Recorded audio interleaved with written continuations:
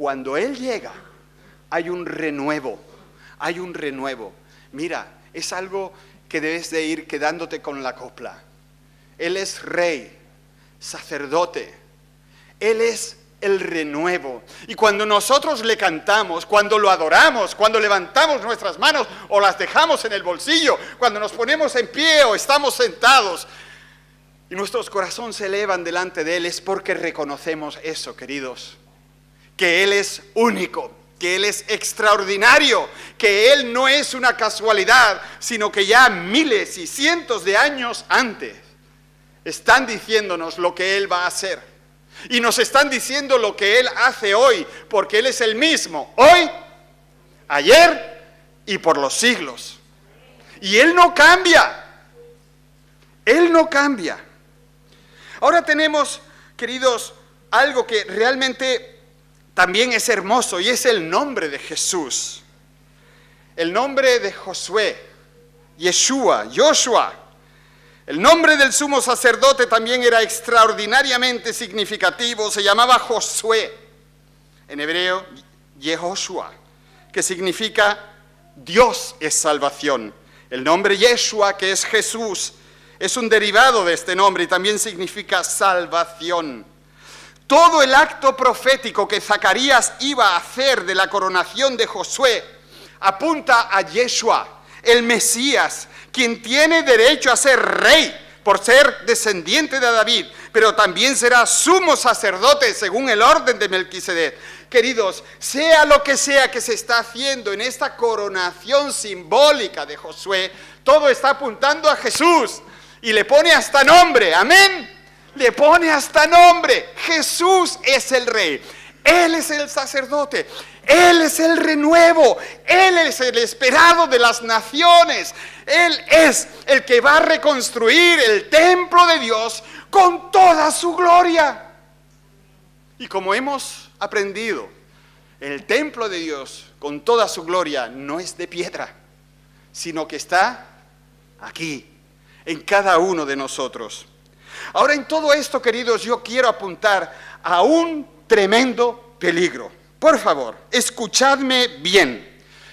Cuando nosotros escuchamos profecía o escuchamos palabra de Dios, también tenemos parásitos que intentan desvirtuar esa palabra. Y permitidme que os recuerde que la profecía es algo real, que la profecía se cumple hasta en sus más mínimos detalles. Por eso hay que interpretarla de manera literal, tal y como está ahí. Pero como acabo de deciros, hay parásitos que intentan hacer ruido, desvirtuarla, cuestionarla, hacerla incomprensible.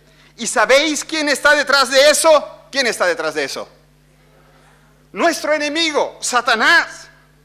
El enemigo de nuestras almas. Él siempre va a intentar despistarte. Y lo hace siguiendo el mismo esquema que siempre ha seguido. Él cuestiona la palabra de Dios, la aleja de ti, hace que te olvides, que te despistes, que en ti crezca el desinterés. Y entonces la palabra de Dios, que es poderosa y que puede cambiar tu vida, de repente se convierte en algo irrelevante. ¿Y cómo lo hace? ¿Cómo puede hacer que la palabra poderosa de Dios se convierta, llegando a tu corazón o a tus oídos, en algo que no es ni sal, ni azúcar, ni nada, que es chicha que no vale? Lo hace siempre igual. Primero, él niega la palabra de Dios. Él le dijo a Eva, mira, eso no es así. Eso no es así, como Dios supuestamente dice, no moriréis. No moriréis. Es decir, niega que esa palabra sea cierta. Lo segundo que hace, cuestiona la sinceridad de Dios.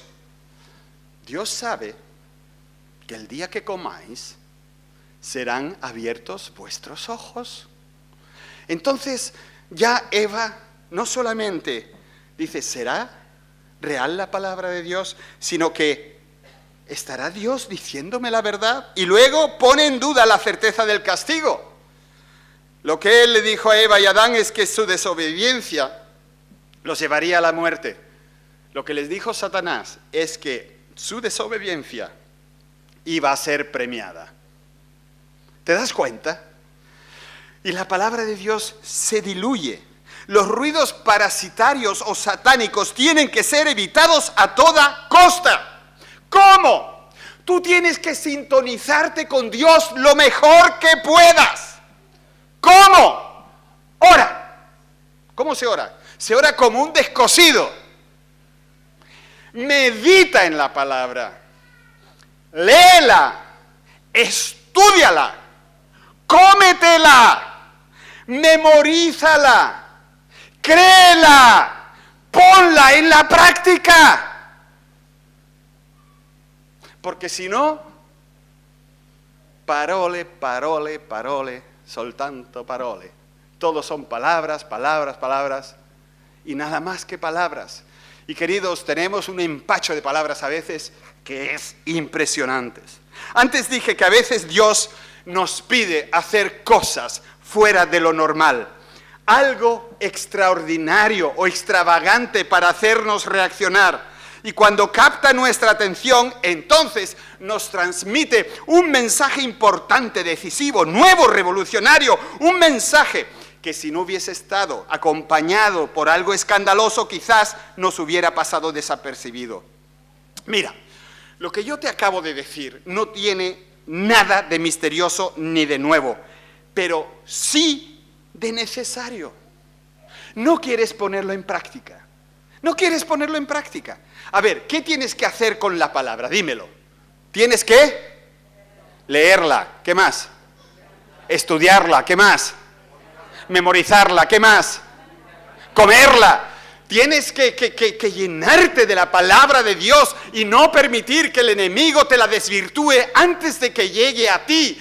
Esa es la palabra profética, esa es la palabra viva. Por eso el Señor inventó la predicación. Por eso cuando en los tiempos de Nehemías los sacerdotes y los levitas explicaban la palabra, hubo un movimiento en el pueblo tremendo y todos lloraban y estaban tocados por la palabra.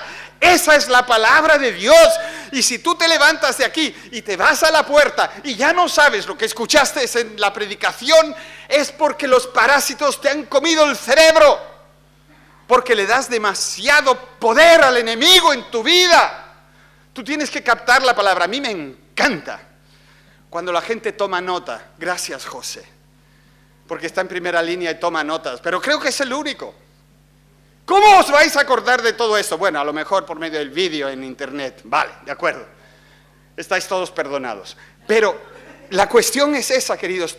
Tenemos que chuparla, tenemos que saber de lo que va el asunto. Por eso vamos a ir ahora a la parte más práctica. El renuevo, el Mesías, nuestro Señor Jesucristo, tendría como una de sus principales tareas la reedificación del templo. Y sabemos que eso no se refería a un templo de piedra y metales, sino al templo del Espíritu Santo en nosotros, en ti. Y vamos a ver lo que este texto nos dice acerca de ello, porque no queremos quedarnos en lo extraordinario, sino que queremos que lo extraordinario nos mueva a que ocurran cosas prácticas para nuestras vidas. Él estaba llamado, el renuevo, a reedificar el templo del Señor y a sentarse y gobernar desde su trono. Él iba a ser sacerdote sobre su trono y habría consejo de paz entre los dos oficios. Consejo de paz no quiere decir nada más y nada menos que Jesucristo iba a ser simplemente sacerdote, Salvador. Jesús el Salvador. ¿A quién le gusta escuchar eso? Es que nos encanta, ¿verdad? Sino que también Él iba a ser rey. Es decir, Él quiere ser Señor. Sí, Señor, rey. Y que estos dos oficios iban a estar en paz. En palabras quizás más comprensibles, no se puede llamar a Jesucristo Salvador si no se le tiene también como Señor. ¿Queda eso claro? ¿Queda eso claro? Y un Señor, un rey, manda, ordena y corta el bacalao. ¿Sí o sí? ¿Sí o sí? Vale. Ahora viene lo que os voy a contar del padre de Marcos. El padre de Marcos, hace 42 años, era un chico joven, tendría 19 o 20 años, yo tenía 17 años. Y fui a una iglesia italiana, no para escuchar la palabra de Dios, sino porque yo sabía que después del culto iban a dar pasteles y café. Entonces yo fui a la iglesia italiana y digo que pase pronto el culto, porque luego me toca. Y entonces su padre pasó adelante, no predicó, dio su testimonio. Y dijo cosas así como, yo siempre he creído en Jesucristo. Y yo decía por dentro de mí, y yo también. Y que perdonó mis pecados, o que murió allí para perdonar mis pecados. Y yo decía por dentro, yo también, pero hazlo rápido. Y decía otra cosa y otra cosa. Y yo estaba de acuerdo con todo lo que decía. Y luego dijo, pero eso no había tenido nunca consecuencias prácticas para mi vida. Y yo estaba allí sentado y digo, hopla, también conmigo. Y entonces fue como que vi al crucificado, al Salvador. Y me di cuenta de que Él quería ser también mi Señor. Y yo estaba de pecado hasta las orejas y más arriba. Y ahí me quebranté y empecé a llorar de tal manera que tuvieron que sacarme de la iglesia, porque estaba estorbando el culto. Lloraba y lloraba y lloraba. ¿Cómo se llama? Piangere. Ahí, estoy mirando así, veo un italiano que está de feliz y un medio italiano que está igual de feliz. Piangere. Lloraba como un descosido. Me sacaron y por eso yo creo que el padre no se ha acordado, no se ha olvidado de que hace 42 años yo di ese paso de aceptar al Señor Jesús, porque cuando empieza alguien a llorar de tal manera que lo tienes que sacar de la iglesia, eso es extraordinario, ¿no? Queridos, de eso va. Nosotros podemos jugar a cristianitos, podemos proclamarlo Salvador y cantarle, pero la cuestión es que el renuevo vino para unir ambos oficios. Salvador, sí, pero Señor también.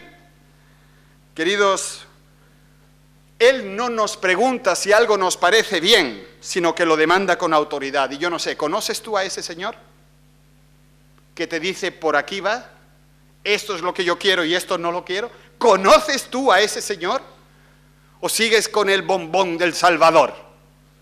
Ay, sí, ha perdonado mis pecados, y para arriba y para abajo. Pero vamos a ver, nosotros no podemos separar los dos oficios. Y queridos, dijimos hace algunos días algo acerca del Espíritu Santo que encaja perfectamente en lo que os estoy intentando comunicar. Y permitidme que os lo recuerde, porque esta es obra del Señor. Yo dije lo siguiente en el 7º mensaje de la serie. Si la iglesia está paralizada por el miedo, si está preocupada por lo que podría pasar, lo que necesita es un buen viento recio, acompañado por llamas de fuego. No hay otra manera de ganar el mundo para Cristo. A menos que el ojo se incendie, Dios no puede ser visto. A menos que el oído se incendie, Dios no será oído.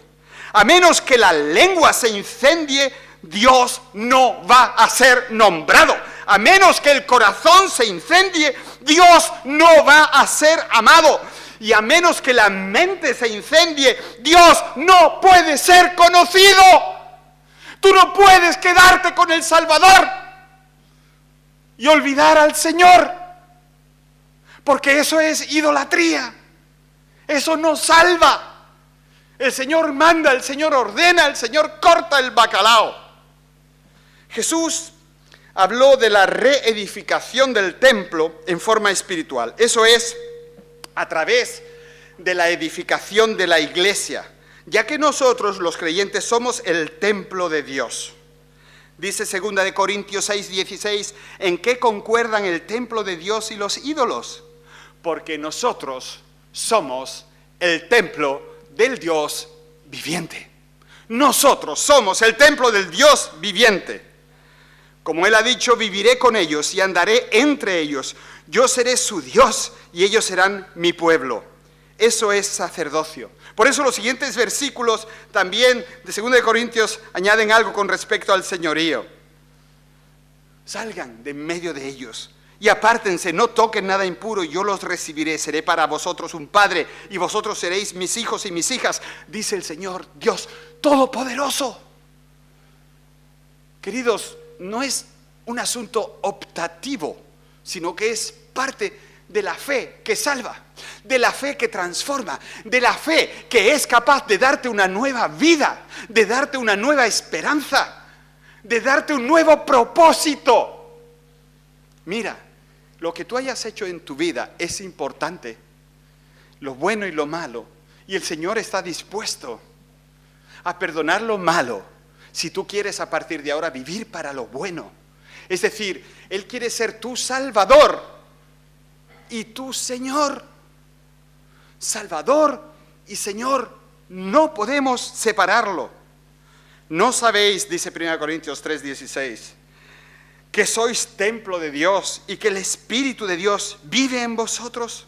Si alguno destruyere el templo de Dios, Dios le destruirá a él, porque el templo de Dios, el cual sois vosotros, santo es.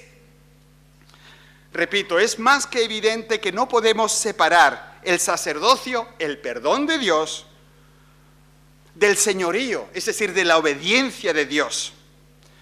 Sacerdocio sin señorío deriva en una especie de liberalismo ético, deriva en un estado en el que nosotros somos los que decidimos si nosotros queremos seguirlo, queremos obedecer o no queremos.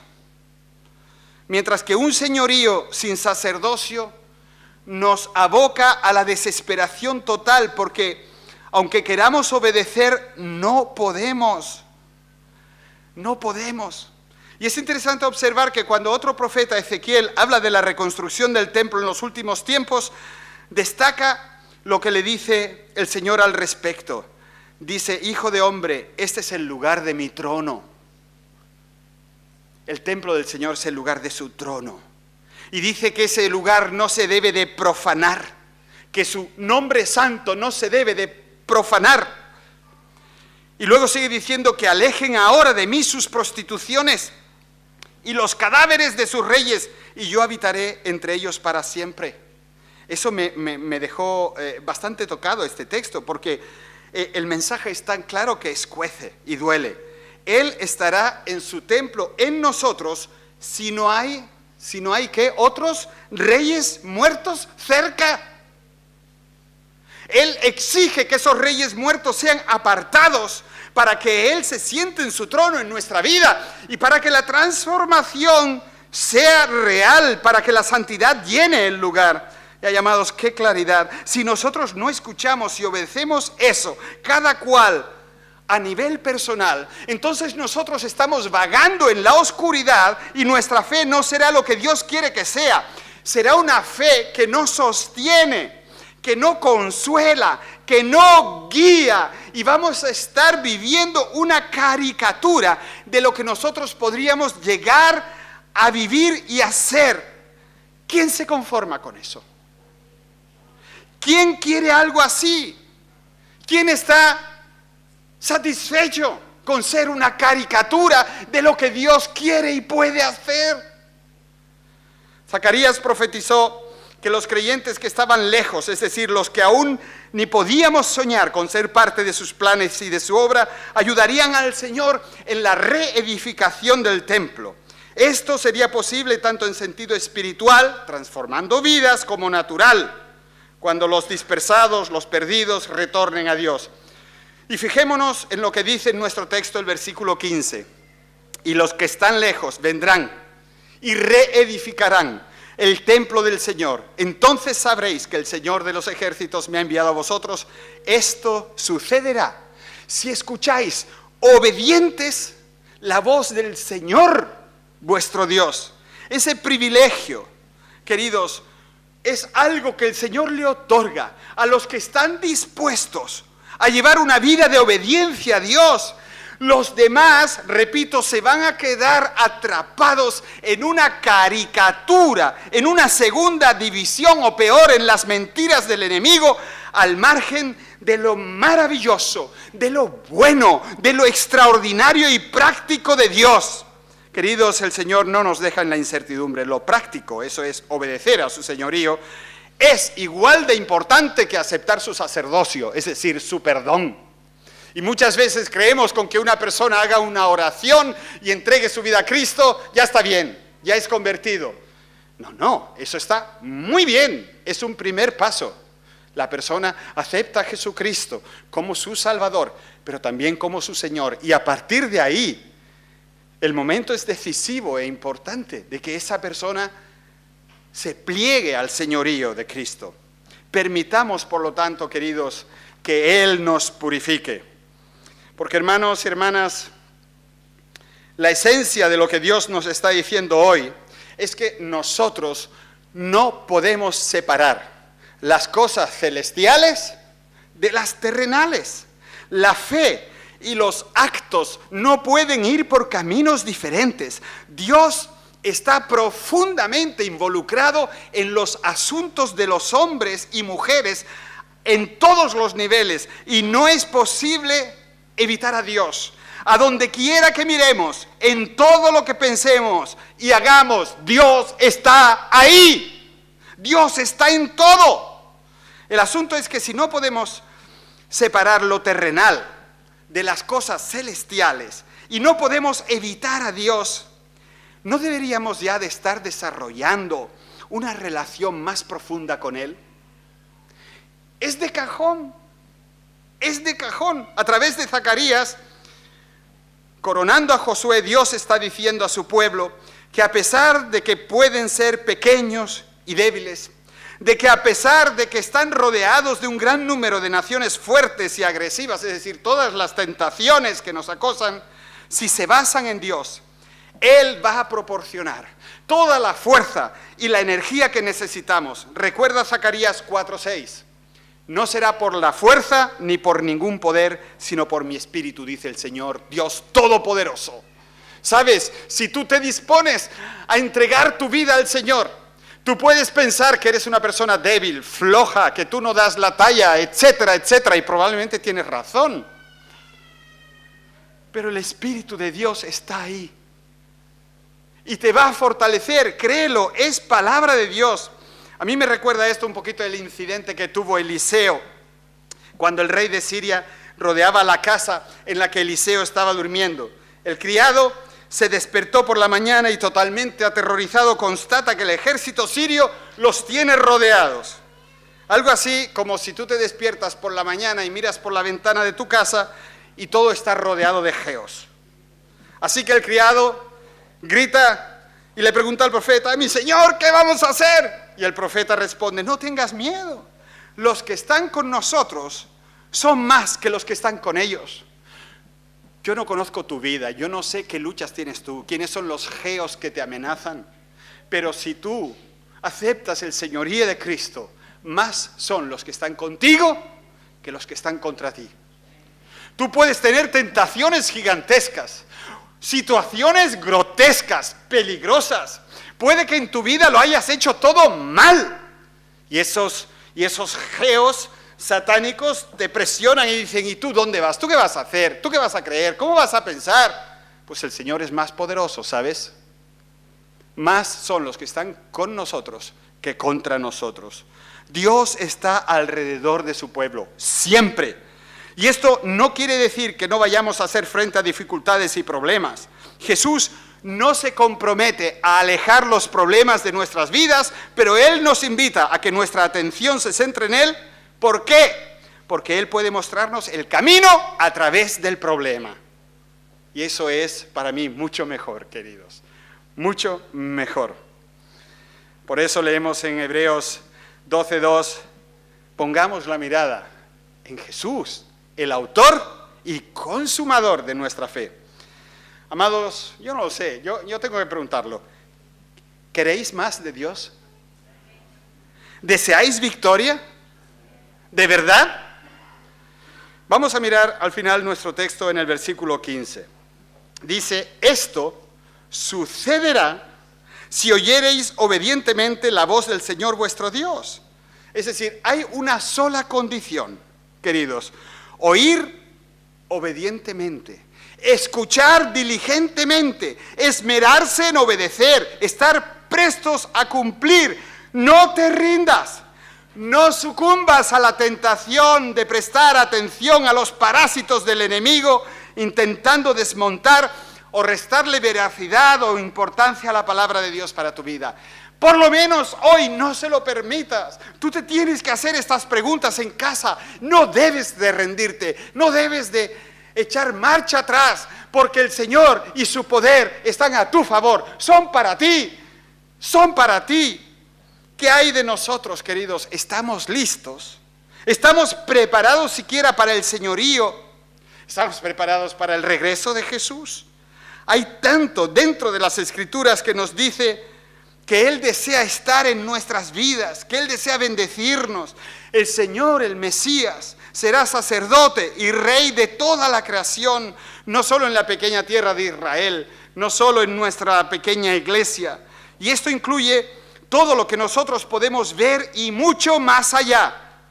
Sabes, hay cosas que no vemos, o hay cosas que están demasiado lejos para que las veamos, o es demasiado pequeño para que lo podamos descubrir. Lo que Dios quiere es que estemos listos para Él. Y la pregunta es si tú lo estás. ¿Crees tú que estás listo para Él? Para ese señorío tan maravilloso, tan protector, tan maravilloso que te lleva más allá de la muerte. ¿Estás preparado? Yo quisiera invitar a aquellos que aún no han ido por el camino de la obediencia, que se lo planteen en esta mañana, que se planteen la posibilidad de descargar sus pecados en la presencia del Señor y decirle: Señor, perdóname, y a partir de ahora yo quiero que tú seas mi Señor. Yo voy a orar, y si esta oración es lo que tú quieres orar, te ruego que también la ores en tu corazón y que después del culto tú vengas y hables conmigo y me digas: mira, he hecho esa oración, ¿ahora qué? ¿Ahora qué hago? ¿Ahora dónde voy? ¿Ahora qué pasos doy? Y yo voy a intentar ayudarte en los primeros pasos como hijo de Dios. Así que, por favor, inclinemos nuestras cabezas. Señor Jesús, tengo necesidad de ti. Tengo tantos pecados. He cometido tantos errores que no sé dónde meterlos. Y te pido, Señor, que tú te los lleves, que tú me perdones mis fracasos, mis pecados, mi maldad. Límpiame con tu preciosa sangre, Jesús. Y también quiero comprometerme a que tú seas mi Señor. Quiero obedecerte, quiero seguirte, quiero andar en novedad de vida. Quiero simplemente ser tu discípulo y vivir para ti. En tu nombre, amén. Amén.